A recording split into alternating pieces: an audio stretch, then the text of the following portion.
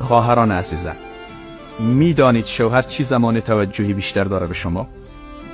زمانی که احترام متقابل رعایت بشه، زمانی که درکش کن، خسته و مانده و کوفته و ذله از سر کار میای، قر نزن.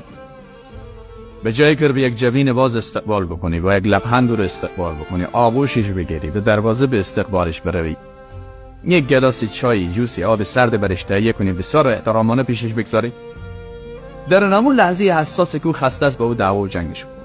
حالا این چیز نیاوردی، او را نیاوردی، این کارو نکرد، چطور محبت ایجاد بشه؟ اگر میخوایی که محبت واقعی ایجاد بشه، احترام متقابل، درک چی نمیسی قربانی. خیلی از جنجال‌های خانوادگی ما به اساس بی‌درکی جانبین است. دو طرف همدیگر را درک نمی‌کنند.